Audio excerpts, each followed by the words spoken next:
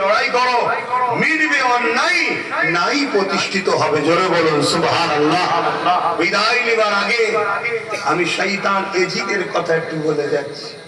আমার ইমাম পাক তো শহীদ হয়েছে, শহীদের মাকাম তো অনেক বড়, আর আমার ইমাম পাকের মতো শহীদ তো অন্য শহীদও কেউ হয়নি। কিন্তু এজিদের কি হলো? এজিদ তো জিতলো, বাহ্যিক দেখছি, কিন্তু জিতেছে হাকিকত হোসাইন পাক। এজিদের কি হলো? এজিদ মদিনাকে তারপরে বায়াতের জন্য চাপ দিল। ইমাম হোসেন পাক শহীদ হওয়ার পর মদিনাতে 10,000 সৈন্য পাঠিয়েছিল এজিদ। মনে শুনবো কত? 10,000। মদিনার নববী শরীফে 3 দিন খচ্চর গাধা ঘোড়াকে বন্দী করে নামাজ আযান ইকামত বন্ধ করে দিয়েছিল এজিদ, এবং তার সৈন্যদেরকে মদিনা 3 দিন হালাল করে দিয়েছিল, যা খুশি করো। মদিনার সাহাবা হুজুরদের পরিবার এবং মদিনাবাসীদের মা বেটিদের ইজ্জত আবরু বেহুরবাতি থেকে শুরু করে কাতরে আম থেকে শুরু করে নবীর মদিনাতে খচ্চর গাদা বাঁধিয়ে নামাজ বন্ধ করে পিশাব পায়খানা করিয়েছিল এজিদ। শুনছেন তো নাকি?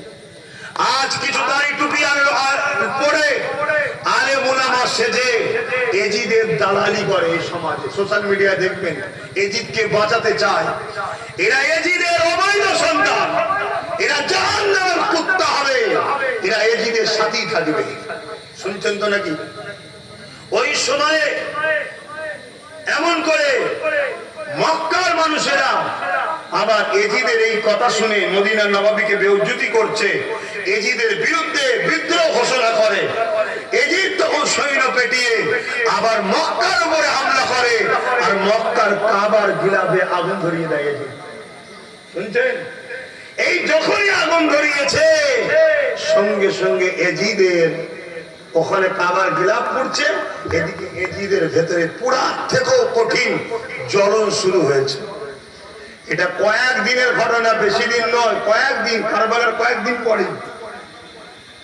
আর এই জ্বলনের তাপ, এই জ্বলনের মাত্রা প্রতিদিন যাচ্ছে, বেড়েই যাচ্ছে। এজিদ চিৎকার চেঁচামেচি করে। এজিদকে তার সৈন্যরা নানা রকম মদ খায়, এক একদিন এক একটা করে নাই দেয়, যাতে করে এইসব নিয়ে এজিদ এই জ্বলনটাকে ভুলতে পারে। কিন্তু কোনোভাবে এজিদের জ্বলন কমছে না। পানির পিপাসা লাগে, কারবালায় আলে রাসূলদের পানি দেয় না, পানি সামনে আসে, যখন পান করে পিপাসার চোটে জ্বলনটা আরো বেড়ে যায়। বলুন সুবহানাল্লাহ, বলুন আল্লাহু আকবার। হ্যাঁ, জাহান্নামের কুত্তা কি হয়ে মরছে দেখুন। খানদানে রাসূলদেরকে পানি দেয়নি, পানিও সামনে রয়েছে, পান করাতে বিপদ, আরো জ্বলন বাড়ছে, পিপাসায় বুক ফেটে যাচ্ছে, পানি জ্বলনের চোটে পানি পানও করছে না। লাস্টে এত চিৎকার চেঁচামেচি করতে শুরু করেছে, এজিদ বাঁদর পুষত, বাঁদর। শুনছেন তো? আমরাও বাঁদর দেখেছি না?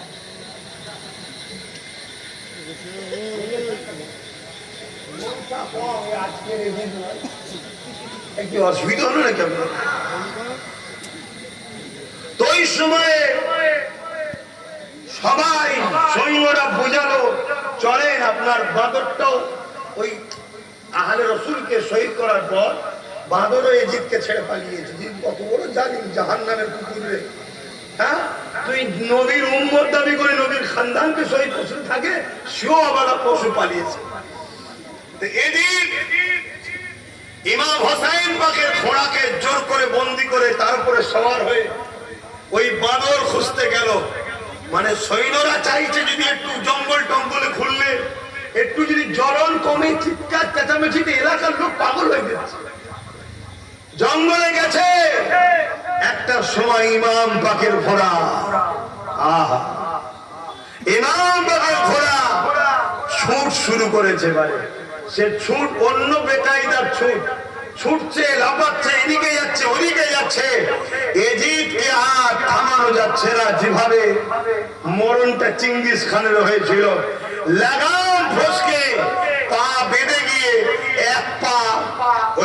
করে রাখে সাথে বেঁধেছে, ওই অবস্থায় এজিদ ছিন্ন বিচ্ছিন্ন হয়ে কোথায় চোখের তারা, কোথায় মগজের অংশ, কোথায় শরীরে ছিন্ন বিচ্ছিন্ন হয়ে এজিদ এই অবস্থায় মরে জাহান্নামের কুকুর হয়ে জাহান্নামে গেছে। কথা শুনছেন? তাহলে আমার ইমাম পাক তিনি শহীদ হয়েছে নানা দিনের জন্য।